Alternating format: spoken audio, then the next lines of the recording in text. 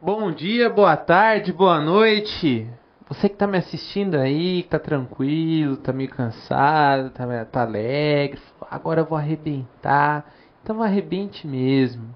Arrebente de alegria, porque hoje nós vamos falar de um outro assunto. Nós vamos falar das funções essenciais da justiça. E eu dividi as funções essenciais da justiça de acordo com aquilo que está na Constituição. Nós temos, por exemplo, o Ministério Público como função essencial da Justiça. Nós temos a Advocacia Pública, que nós vamos tratar na aula de hoje. Nós temos também a Advocacia e a Defensoria Pública, que são funções essenciais para o exercício da Justiça. Fala, mas professor, o senhor não vai gravar do Ministério Público? Vou gravar do Ministério Público. Mas eu quis optar por essas duas formas, a advocacia pública e a advocacia e defensoria, porque essas são matérias assim que as pessoas não dão valor e costumam cair. Então, eu vim aqui e vou tratar com vocês sobre isso. Uma aula bem bacana, também rápida, tranquila, para que vocês possam se situar o que vem a ser função essencial da justiça, né? Você pode perceber que função essencial da justiça não quer dizer que são órgãos da justiça. Nós vimos que os órgãos do Poder Judiciário são aqueles elencados que nós já estudamos nas aulas anteriores. Foram mais de 10 encontros onde vocês viram como é que funciona a questão do Poder Judiciário. Aqui não. Aqui nós vamos falar sobre o quê? Nós vamos falar sobre essas funções essenciais à justiça. Não são órgãos da justiça, mas têm um papel relevante para a construção e para o fortalecimento dessa justiça. E, para a gente aqui, dando continuidade, nós temos aqui, então, o seguinte. A Constituição Federal trouxe um capítulo só sobre funções essenciais da justiça. E trouxe aí regras sobre a advocacia pública e de forma explícita, principalmente sobre a questão da Advocacia Geral da União, Procuradoria Geral da Fazenda Nacional e Procuradoria dos Estados e do Distrito Federal. Então, quando a gente fala em advocacia pública, nós estamos falando de advogados que estão representando interesses do poder público. Nós estamos falando de advogados que vão defender causas onde o poder público é o seu principal cliente. Ué, professor, como assim? A advocacia pública, nós estamos falando daquele advogado, por exemplo, o advogado-geral da União, que cuida dos interesses da União, ou do procurador da Fazenda, isso é aquele advogado que cuida dos interesses da Fazenda, ou que nós estamos falando da Procuradoria dos Estados, que vai cuidar dos interesses do Estado. Então não estamos falando de interesses do pobre, não, nós estamos falando de um cliente que essas advocacias públicas têm em comum, que é o poder público. Fala, pô, bacana, professor. Legal, então eu estou compreendendo então que tem advogados do Estado, isto mesmo, advogados que advogam para o Estado. Por isso se fala em advocacia pública. Eles são advogados, passam em um concurso e vão representar interesses daquele poder público. E a Defensoria Pública não foi incluída como advocacia pública. Nesse conceito de advocacia pública, não foi. Porque a Defensoria Pública não cuida de interesses do Estado. Aliás, cuidar de interesses do Estado, de certa maneira, cuida. Mas não tem como principal cliente o Estado. Ela não vai representar os interesses ou defender interesses do Estado. Na verdade, a Defensoria Pública vai defender aí interesses das pessoas carentes, das pessoas pobres no sentido da lei. Então a Defensoria Pública não entra dentro da questão da advocacia pública. Ué, professor, mas a Defensoria Pública entra onde? é função essencial da justiça, mas ela tem um capítulo só dela.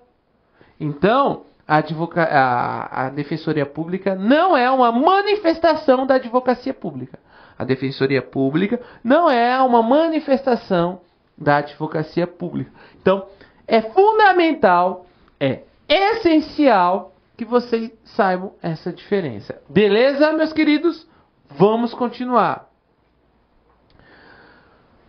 Vocês vão perceber que nós vamos avançando ali e não fala da Procuradoria dos Municípios. Nós falamos da AGU, falamos da Procuradoria dos Estados, do Distrito Federal, mas nós não falamos dos municípios. Não houve uma previsão explícita dentro da Constituição sobre as procuradorias dos municípios. Mas o que é uma procuradoria do município? São advogados que cuidam de interesses dos municípios. Mesmo assim, a jurisprudência e a doutrina diz que pode ser, sim, estabelecido procuradoria dos municípios, desde que respeitada a Constituição Federal, Estadual e as leis orgânicas dos municípios. Respeitando todo esse conjunto de legislações, é perfeitamente possível a instituição de procuradorias dos municípios. Por isso que há uma certa baderna, algumas procuradorias de municípios. Professor, como assim badernas? Muitas procuradorias de municípios nem contratam advogados e não tem concurso público. Contrata e deixa lá. Até o período em que o prefeito sai, e, consequentemente, como é um cargo de confiança, acaba tendo aí, sendo substituído por outros. É uma coisa assim um tanto perigosa. Muitas procuradorias de municípios dão altos salários aí, altos subsídios aos procuradores, mas assim, mesmo assim, vamos dizer assim, não tem concurso, meio bagunçado, Mas é porque a Constituição não fala nada e deu essa liberdade aí para eles, né? Aí a pergunta muito comum que você escuta em muitas, eu acho que eu já escutei muitas vezes de concurseiros. O advogado público pode exercer advocacia fora das atribuições do respectivo cargo? Então, você acha, sou um procurador de Estado de Mato Grosso e quero advogar no setor privado. Eu posso? Eu sou o advogado-geral da União. Eu posso advogar eu posso advogar fora do Estado? Aliás, de maneira privada? E aí? Pois bem, a Constituição não proíbe. A Constituição não estabelece nenhuma regra proibindo que os advogados públicos possam advogar também no setor privado. Porém, o que está acontecendo? A Constituição não proíbe de maneira expressa. Todavia, vai depender da legislação de cada função estabelecer isso. Então, vai depender aí de cada lei que atribui aí ao cargo se vai ou não haver a possibilidade da advocacia no setor privado. Por exemplo, aqui no Mato Grosso, o procurador do Estado pode advogar na esfera privada. Vou me aproximar de vocês, olha que interessante, né? Você escuta assim no setor. O que você escuta muito do setor público? Nós não temos estrutura, precisamos fazer concurso público, são poucas pessoas. A Procuradoria do Estado aqui fala isso. A gente não tem condições, olha o absurdo que aconteceu aqui recentemente. Olha só, gente, peraí, raciocine comigo. Se você reclama, dizendo que não tem gente, que precisa de concurso público, que a nomeação dos candidatos não foram suficientes do último concurso, beleza, você vai dizer o quê? Ótimo. Quer dizer que está lotado de serviço. E mesmo assim, esses procuradores conseguiram obter o direito de advogar no setor privado. Você não está tendo tempo no público, quem dirá no privado, teoricamente falando. Tá, professor, o que tem? Que tem que o Estado aqui do Mato Grosso ainda quer, diga-se de passagem, fazer uma licitação para contratar um serviço de advocacia. Olha só, que contratar um escritório para efetuar cobranças de dívidas do Estado. Então ele pegaria esses advogados e essa banca de advogados iria fazer o processo de cobrança, isto é, fazer o papel da procuradoria, dos procuradores. Não é contraditório? Peraí, você vai se o procurador está advogando na esfera privada, então proíbe ele de advogar na esfera privada para se dedicar ainda mais na esfera pública. Essa deveria ser a lógica. Mas não. Aí, obviamente, gerou polêmica e parece que o negócio baixou poeira. Mas não sei não com que pé que está isso hoje. Mas são situações que não dá para entender. Então, assim, eu não sou contra a advocacia do advogado público no setor privado. Acontece que tem que verificar a situação, o caso concreto e a matéria do cargo, porque não é assim tão simples, né? Então vamos começar a ler os artigos. Artigo 132. Os procuradores dos estados e do Distrito Federal, organizados em carreira, na qual o ingresso dependerá de concurso público, de provas e títulos, com participação da Ordem dos Advogados do Brasil, em todas as suas fases, exercerão representação judicial e consultoria das respectivas unidades federadas. Então aqui, os procuradores dos estados e do Distrito Federal, os advogados, lê-se, os advogados dos estados e do Distrito Federal deverão entrar através de concurso público, onde eles vão o quê? Exercer as funções de consultoria e representação judicial. O que é consultoria? É quando o advogado exara um parecer, sobre o qual possui inequívoca responsabilidade. Isto é, quando você faz o papel de consultor, o parecer que você emite tem responsabilidade. Se eles pedem uma consultoria, esse advogado, ao assinar o parecer, ele está atestando um grau de responsabilidade. Como assim? Eu chego lá, processo licitatório, ao qual precisa de um parecer do procurador do Estado. O procurador do Estado ele tem que verificar a regularidade do procedimento. Se ele diz que o procedimento está regular, na verdade não está, ele tem responsabilidades, sim, penais e cíveis sobre aquele parecer. Então, o papel de consultoria é um papel assim que o advogado tem que ter muito cuidado, porque tem que agir de acordo com a lei. Assessoramento jurídico. Aqui a função da advocacia, do advogado público, é de simplesmente orientar a instância decisória, mas aqui não tem responsabilidade nenhuma. Ele vai assessorar, tem que fazer isso, tem que fazer aquilo, mas a função de assessorar dele não é emitir parecer, é simplesmente, de certa forma, orientar mesmo, dar cunhos assim do tipo, olha, se você quiser, faça, se não quiser, também não faça. Por isso que ele não tem aí responsabilidade sobre a decisão que a pessoa venha tomar em função do assessoramento dele. E representação judicial é aquela coisa. Representação judicial nós falamos você estar em juízo, você representar o poder público numa ação. Você está fazendo uma audiência.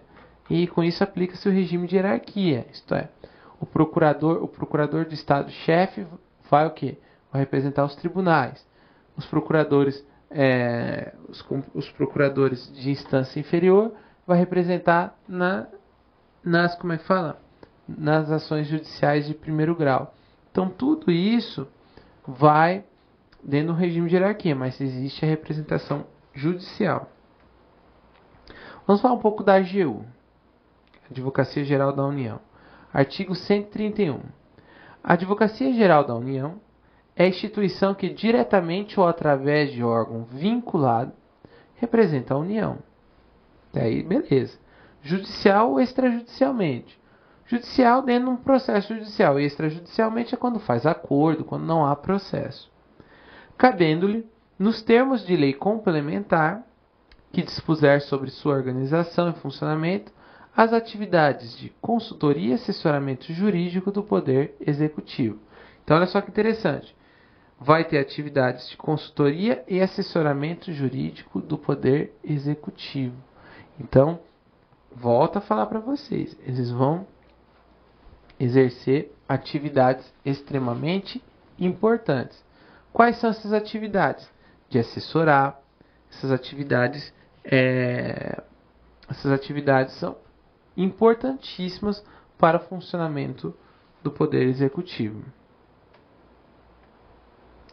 Parágrafo 1º. A Advocacia Geral da União tem por chefe o Advogado-Geral da União, de livre nomeação do Presidente da República, dentre os cidadãos maiores de 35 anos, de notável saber jurídico e reputação ilibada. Olha que interessante, né?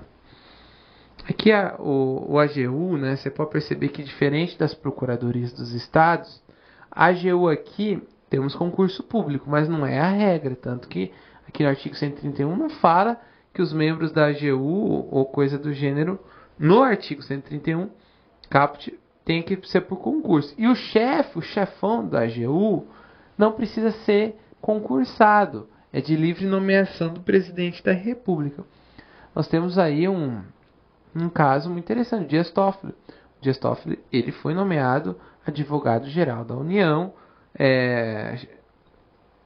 aliás, foi nomeado como chefe da Advocacia Geral da União no governo Lula. Então, é livre, desde que estabeleça aí maiores de 35 anos e notável saber jurídico e reputação ilibada. Pô, eu queria ser o inimigo do presidente para poder ser o chefe, ter por chefe advogado-geral da União, ser o chefe, né? Advocacia Geral da União. Aí o parágrafo 2º diz: os ingressos nas classes iniciais das carreiras da instituição, que se trata este artigo, far-se-á mediante concurso público de provas e títulos. Então, no parágrafo 2º diz: aqueles que estão iniciando a carreira como advogado-geral da União, precisa-se de concurso público. E parágrafo 3º, na execução de dívida ativa, de natureza tributária, a representação da União cabe à Procuradoria-Geral da Fazenda Nacional, observado o disposto em lei. Então, na execução de dívida, aí a AGU não como é que se diz? A AGU não vai, o advogado-geral da União passará essa representação ao Procurador-Geral da Fazenda Nacional. Então, os procuradores da Fazenda Nacional que cuidarão aí da execução das dívidas para poder, obviamente, integrar esses valores à Fazenda Nacional. Então, a Fazenda Nacional tem a preocupação de estabelecer advogados para só cobrar. Olha só que interessante. O que Mato Grosso está tentando fazer um serviço terceirizado com o escritório de advocacia, numa licitação, dentro da AGU já existe no parágrafo 3º alguém que faça isso, essa cobrança, que é a Procuradoria-Geral da Fazenda Nacional, que já é uma outra banca de advogados diferentes da AGU.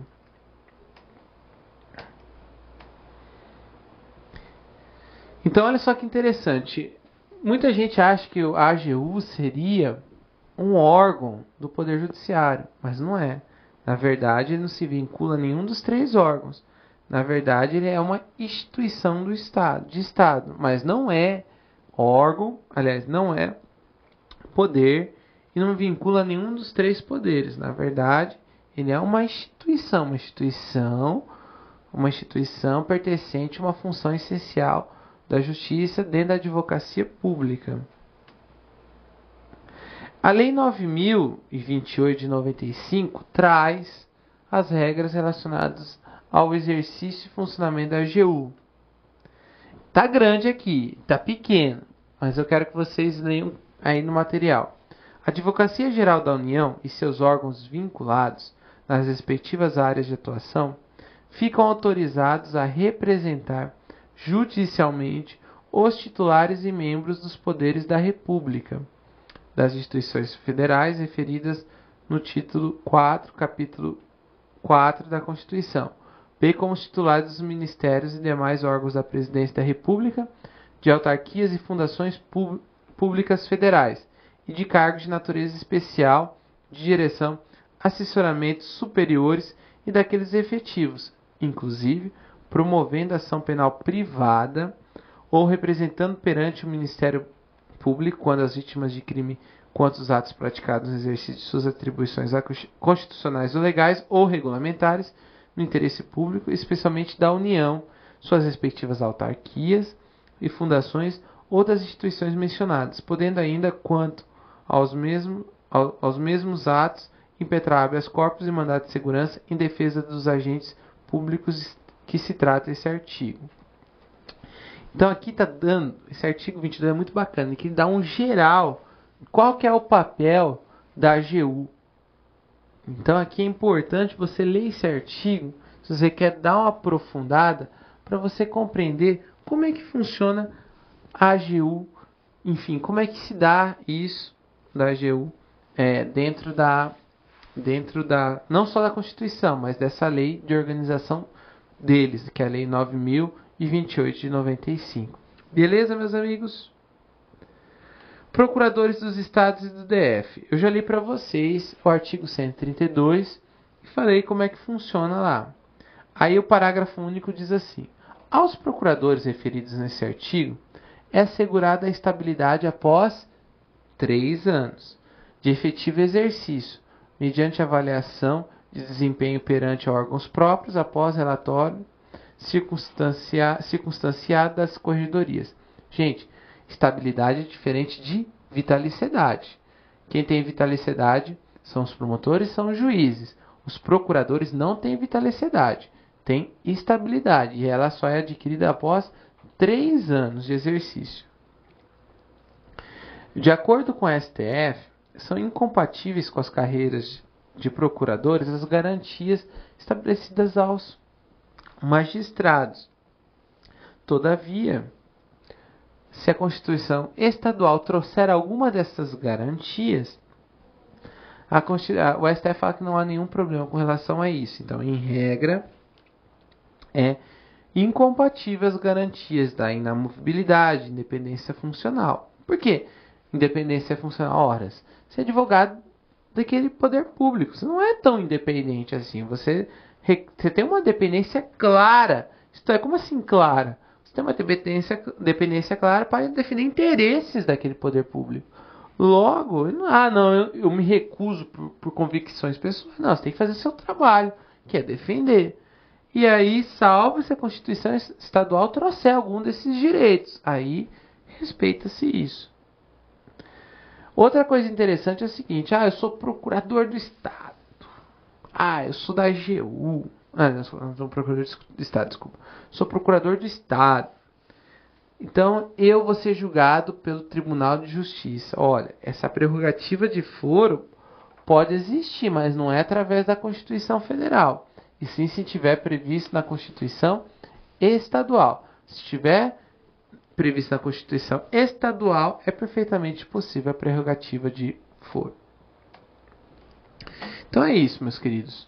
O que eu tinha para falar sobre a advocacia pública, né, como função essencial da justiça, acabei de falar. A aula também curtinha, tranquila.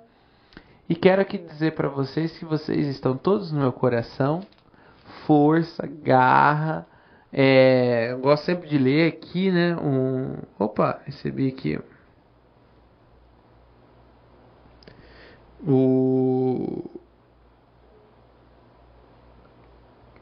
Vamos aqui.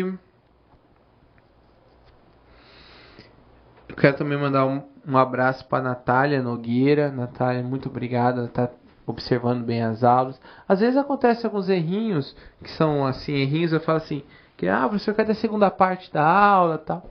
E aí às vezes acontece um probleminha na hora no site, mas é para avisar mesmo, tá? Que eu tô atento. Eu, professor Luiz, deixar claro que nós estamos cheios de novidades. Semestre que vem nós vamos inaugurar um monte de cursos novos. Vieram perguntar para mim, professor, e cursos de procuradoria? Aqui está falando de procurador, né? Procuradoria, vocês vão lançar? Nós vamos lançar os cursos de procurador também. E é isso, meus queridos. Gente, força mesmo, força. E saiba que se você está no caminho certo, muita gente vai tentar tirar você do caminho certo, mas tenho certeza que vocês saberão ter discernimento e continuar nessa sua luta, tá? Então, um forte abraço, fiquem com Deus e até o nosso próximo